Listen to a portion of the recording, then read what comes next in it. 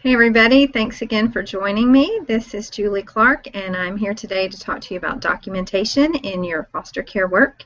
We're going to talk about the whys and the why nots and the do's and don'ts. So please go get a notebook if you would like to and to take some notes. There is a test associated with this video that you will be able to take for credit. It is a mandatory course for foster parents, so please do that. You will be seeing me and you will be seeing some PowerPoint slides throughout the course of this presentation. And so here we go. I'm going to walk you through our slides and talk you through them. So again, please feel free to take notes and be prepared to go back to the Relias training website that is accessible through our foster parent website to take your test. So here we go. We're going to look at the documentation and paperwork training, and this is part one. There will be a part two, which will go over the specifics of our foster parent paperwork. This is just kind of a general overview of documentation. So we're looking at the whys and hows of documentation today. Good documentation, the do's and don'ts, and then we'll briefly cover monthly required paperwork.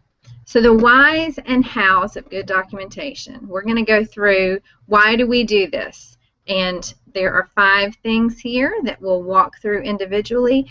We do this to ensure continuity of high quality care. This is very important for an agency and for the care of our clients. They are our top priority. We want to make sure that they are getting the best care possible, and documentation ensures that we do this. We do this to record facts and findings. We do this to keep up with their progress, to note things that are important. We also do this to protect against litigation, to ensure or insulate ourselves from lawsuits. We do this to demonstrate adherence to best practices. We'll go over what that means, and to meet compliance and regulatory requirements. So first of all, we're going to talk about ensuring a continuity of high quality care. Now, some of you probably know, but if you don't, here is a little lesson for you. Centerstone is actually the nation's largest not-for-profit provider of community-based behavioral health care, and we offer a full range of mental health services. Foster care is just a tiny sliver of one of the things that we offer here at Centerstone. So within the agency, our aim is to do all things excellently, and we want to offer the highest quality of care. This is of utmost importance to our agency, and you all are important in helping us do that. Good documentation is a key element in tracking progress, and it's vital to the continuity of care. Service providers, meaning Centerstone, we rely on the information documented in the medical record, and in this case, that's done by you. We use that information to make treatment decisions and to understand the client's needs more fully. All right, so the second reason we do documentation. We do this to record facts and findings. So documentation at the base level is simply writing down facts and findings as they occur. When a child in your home does a positive or a negative thing, it's important to write that down simply as an observation to keep a record of their progress or lack thereof. This is important for building an accurate snapshot and recording the historical events of the client's progress. Accurately recording events as they occur allows providers to have a more accurate and thorough picture of the client's treatment needs, abilities, and history. All right, the next one is important, and unfortunately we live in a litigious world where people want to sue one another. Sometimes those are founded, sometimes they're unfounded, but nevertheless we want to be insulated from that. We want the foster parents to be insulated at that, from that. So we're going to go over the fact that we do good documentation to protect ourselves against litigation. So it's possible that at some time you might find yourself faced with an accusation by a parent, by a client, by whomever, that you have been negligent or abusive in your treatment of a client. Those accusations are always going to be investigated, and hopefully they will all be unfounded, but because of the integrity of our agency and also the responsibility of the state for the children in your home, accusations of negligence, abuse, etc. are always going to be checked out. So the legal system relies mainly on the documentation of the medical record. If there has been an accusation and someone is subpoenaed, oftentimes it's not just a person that will go and sit on the stand and defend themselves or give testimony. The record also gets subpoenaed. The medical record provides a court system with the crucial evidence it needs to decide whether you've been negligent in your care of a consumer or if you've provided the most thorough and ethical care possible. So if you have documented consistently while a child is in your home about certain events, certain maybe attitudes, certain things that have happened, and there is historical evidence to show that you have been keeping a record and how you dealt with issues in the past, that plays much more in your favor and also builds, as we said, a record or creates a more accurate snapshot of that child and their care. Continuing on with this protection against litigation. Litigation often begins many months or years after the care in question has been provided. So a lot of times this accusation might come months or years after a child has left your home. Your maybe remembrance of how things went down or what they were like or what certain issues were might be a little sketchy because you do a lot of work with a lot of people. So that's another reason it's great to write down things as they happen and again build that accurate picture of what is happening in your home with that child. You will provide care to many children during these time frames. It's going to be impossible for you to remember all of the specifics of the care provided to all consumers. The medical record may be the only resource available to you to assist in recalling specific instances related to a certain child, and it's often the only source of substantiation for your testimony. So just coming back to talk to you a little bit about this, I want to reiterate that we are not wanting to share this information with you for the purpose. We're not sharing this information with you for the purpose of scaring you or anything like that. But again, we want to insulate against false accusations. We also want you all just to know that you are taking and keeping a record of that child to help us make treatment decisions, but also to insulate yourself from false accusations and things like that. So again, we share that information about litigation not to put the fear of anything into you, but just to make sure that you're prepared, because increasingly things like that happen. So we're going to go back to our slides and go to our next point. We're going to talk now about demonstrating adherence to best practices. So documentation is an opportunity to reflect and to prepare to provide the best possible care for consumers. The clinical record has an important place in assuring the quality of therapeutic services the children or child will receive. Best practices and professional standards require that treatment be based on the child's specific needs and that it is based on their diagnosis. So you all know that when a child comes into your home, often they come with a history, they come with a diagnosis, a care plan is developed. Those things are done because that is adhering to best practices. It is the best practice to have a written plan, to go with treatments that have been proven to be effective for that specific diagnosis over time. So documenting helps us see their symptoms and determine their treatment.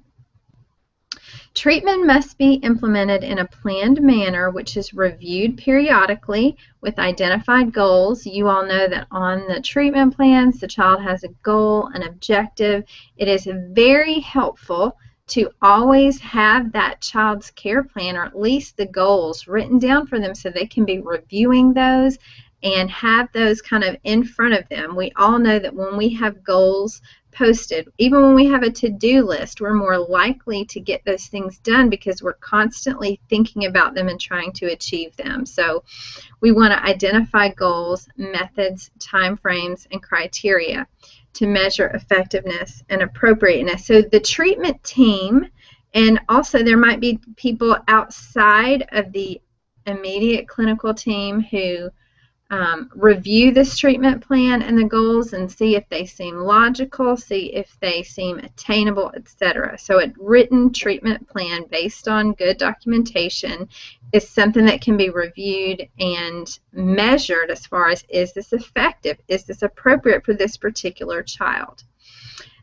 And finally, the clinical record is a means by which to document compliance and ethical practices. So we want to make sure that you all are putting into place interventions, treatments, etc., that are ethical and are up to certain standards. So documentation helps us ensure that you're doing that. All right, the fourth thing. We document in order to meet compliance and regulatory requirements. Everyone answers to someone. There is a standard put in place of compliance and regulations that Centerstone as an agency has to meet. So we document to prove that we are complying with those requirements. In our case, a lot of it has to do with the state of Tennessee, because all these children are in the custody of the state, and then our accrediting agency, which is CARF. So the medical record chronologically documents the care that a child receives. It is crucial for foster parents to remember this one thing. So see these words in bold here. If it isn't documented, it didn't happen. Now, you know, we know that's not necessarily true, but that is a mantra that you need to remind yourself. If I don't write this down, it's like it didn't happen. I have nowhere to prove it. I have no way to show it. So documentation is crucial. As a caregiver, you must document client care accurately, with the understanding that if questions arise surrounding the care that was provided to a consumer, the entire episode of care and treatment of the consumer will be reconstructed from the medical record. Also, I reviewed this a minute ago. Centerstone is accredited by CARF, and we are also accountable to the state of Tennessee in meeting the requirements that they have put on agencies for documenting information about the children in your homes. So the bottom line, foster parent documentation is crucial to the progress, there should be an E there, to the progress of the children in our program. HIPAA is a totally separate training, but I'm just going to insert it briefly here for a moment.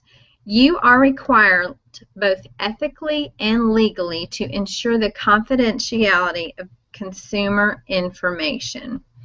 Again, HIPAA is going to be presented in a separate training, but it's important to note here that protecting the private information of the children in your care should be a top priority and is to be considered a vital part of the trusting relationship that you will develop with them. So I'm going to come back and talk to us for just a second about that.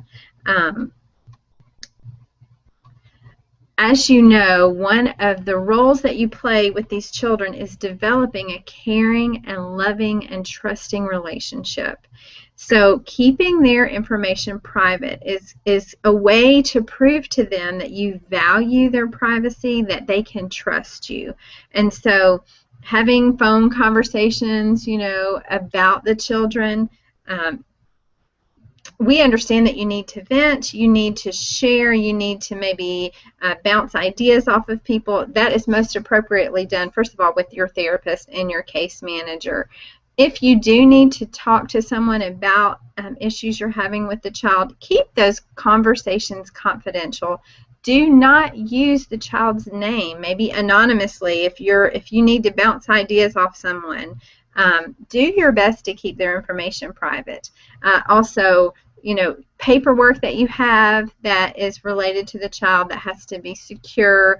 Emails that you send out, you don't want to be sharing healthcare information about the child or private information, their social security number, that kind of stuff. So again, HIPAA is a totally separate training, but maintaining the confidentiality of a child is so important. It does kind of tie into documentation, but more importantly than that, it ties into your relationship with the child and their ability to trust you.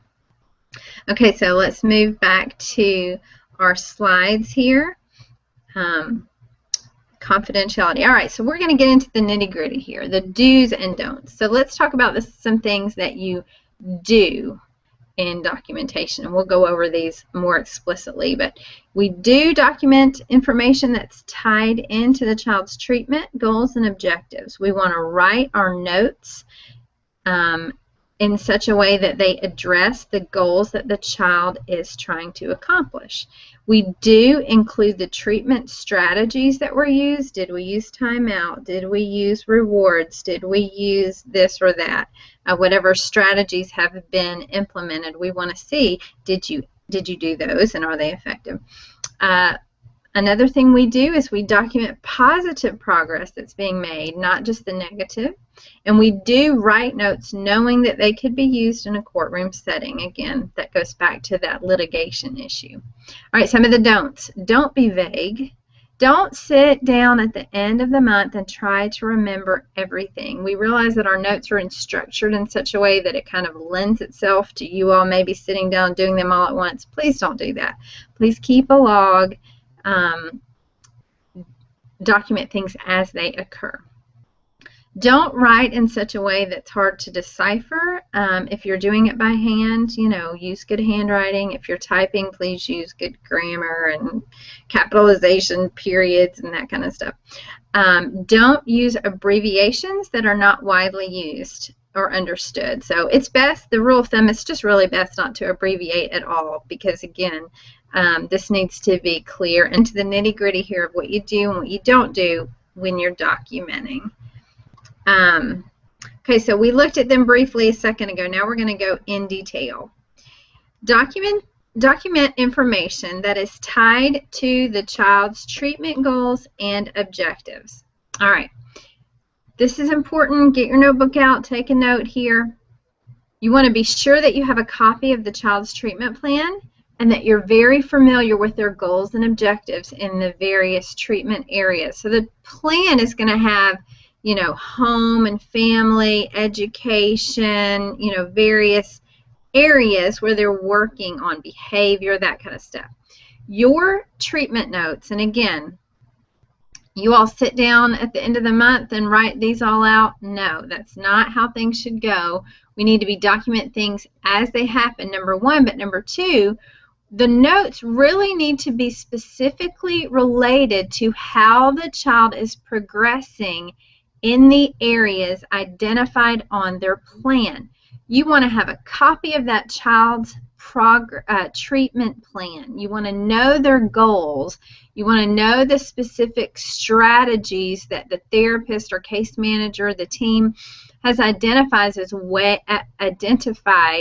as ways to reach those goals. And then when you write your notes, these notes should specifically address how is the child progressing in this behavioral area. They've set a goal of, maybe not having any or more than one outburst or episode a week. How are they doing in that area? Be specific and relate your documentation to their goals.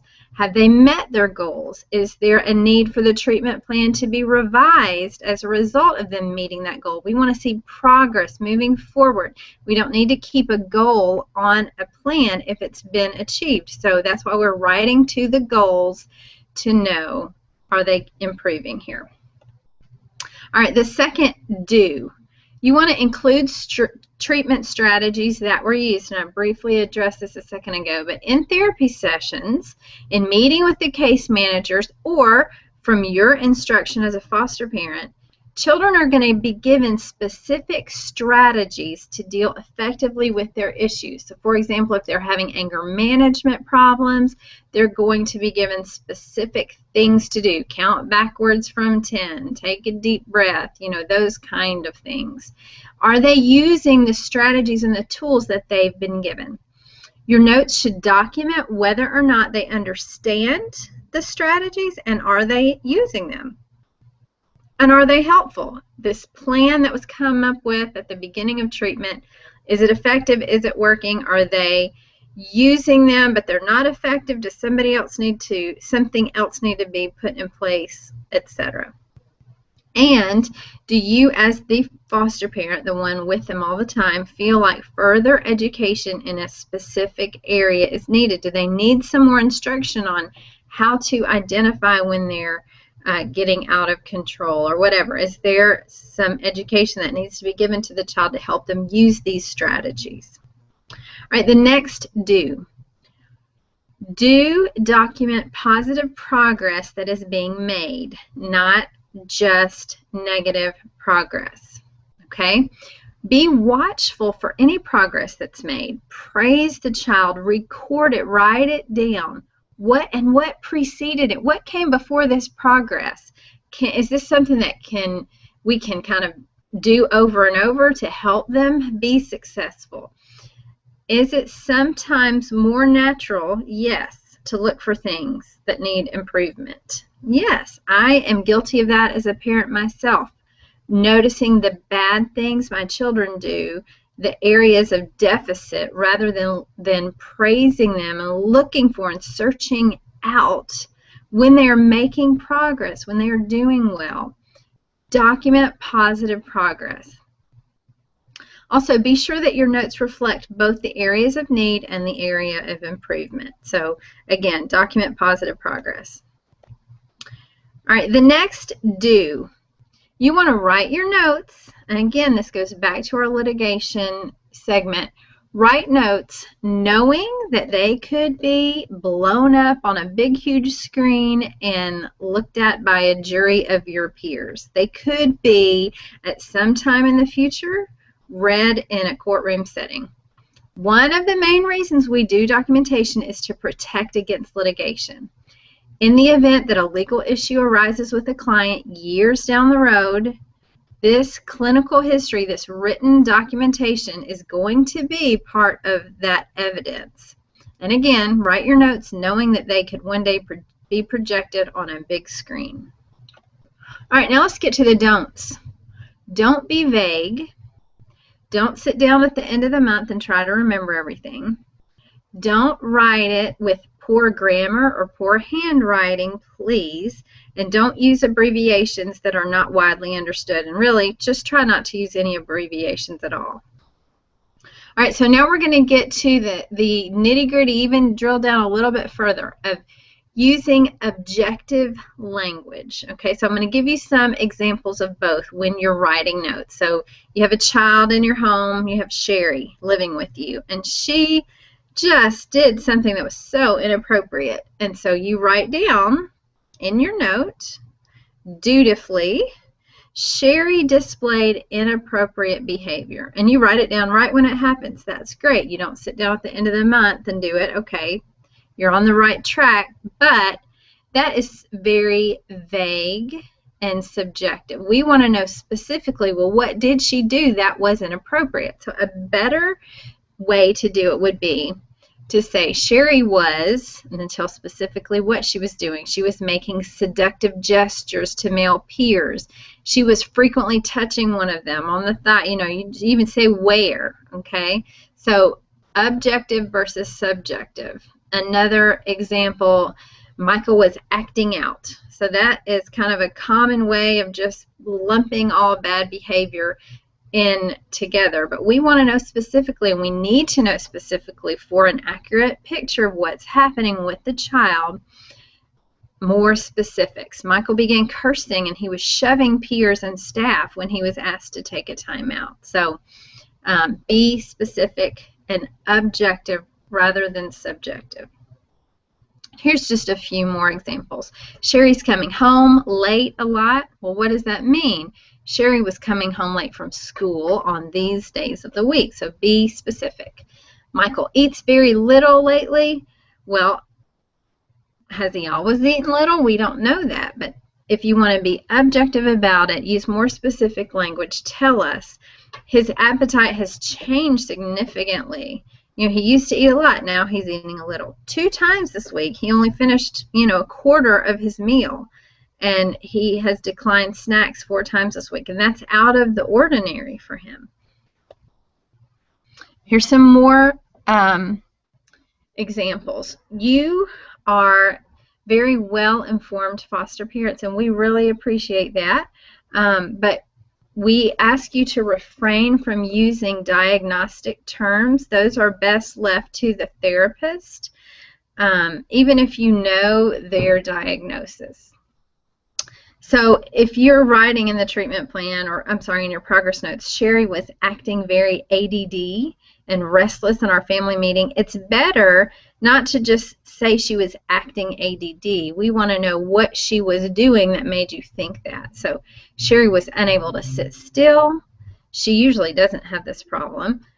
She was feeling jumpy, etc. So be specific. Don't just say she was acting schizophrenic or acting bipolar or acting hyperactive. Tell us what she was doing. Don't diagnose them, please. Another example is, I think Michael is having a manic phase.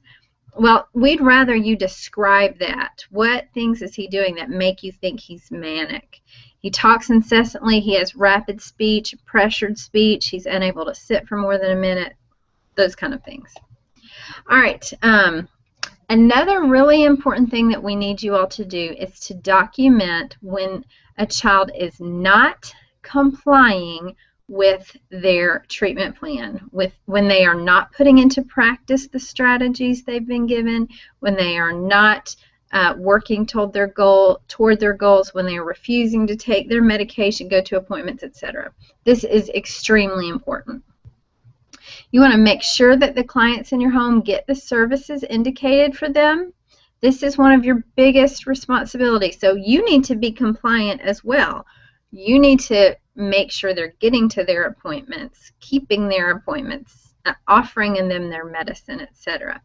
Psychiatry appointments and prescribed medications, medical and dental appointments are all really important parts of their treatment. And as the caregiver, as the one that they are with 24 hours a day, this falls on your shoulders. This is one of the major things that we employ you to do. Sometimes a child is going to refuse those, however. The things that are in the treatment plan, the things that have been recommended to them, if they are non-compliant, it is of the utmost importance that you record their refusal or their non-compliance with the treatment, or if they fail to keep an appointment, you have to document that in the progress. Very important point. You also need to document any action taken to counsel them on the treatment purpose and advise them of any ill effects. You need to write down, I talked with Susie about not taking her medicine and what some of the bad effects of that are. We also talked about what this medicine was given to her to treat in the first place. So what kind of educational things did you do with the child to help advise them of the bad decision of not complying with treatment? All right, another thing, we want to definitely document changes in a child's condition. Foster parents, you all are the first line of defense in so many areas. You see the children on a daily basis. You're going to be the first and most capable of noticing important changes, and this is especially important when it comes to medication. and I'm just going to jump back on here and talk to you all for a second. I want to reiterate and stress that we know that our foster parents are the first line of defense. You all are the backbone of this operation. You're the backbone of the care for the child. And we do trainings like this to help keep you informed, to help keep you reminded of how important your job is. But again, as far as documentation goes, the case manager's document, yes. The therapist document, yes. When treatment teams are held, that is documented. The clinicians, when they get together and talk about a certain case, that is documented. However, the most vital piece of documentation on a foster child is going to come from you. So please be sure that you just keep all these things that we're talking about at the forefront of your mind, because you all are the most important link in this chain. All right, so I'm going to go back to our screen. You're the first line of defense. You're with them all the time. You're going to be capable of noticing those changes because you're with them, especially if they're on medication.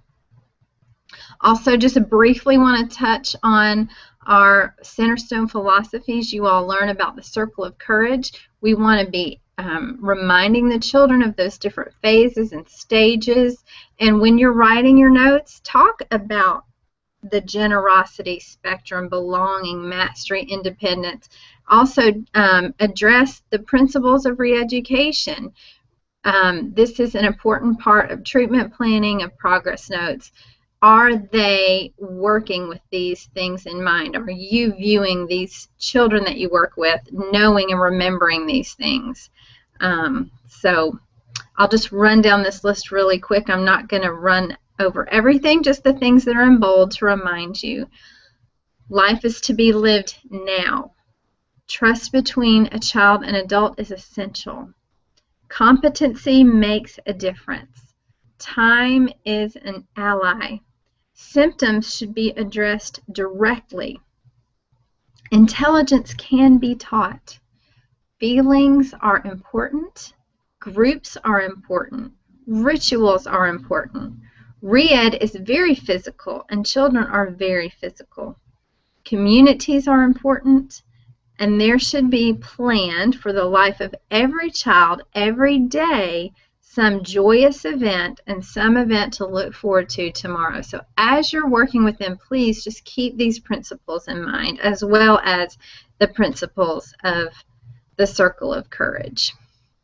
And finally, next training, we're going to go over how to put these things into practice when you write your individual child notes, why it's important to do the verification sheet, what purpose does our family cover sheet serve, the utmost importance of the medication log, and the medical services form. So that will be part 2 of your documentation training. That will be a separate training. It will also be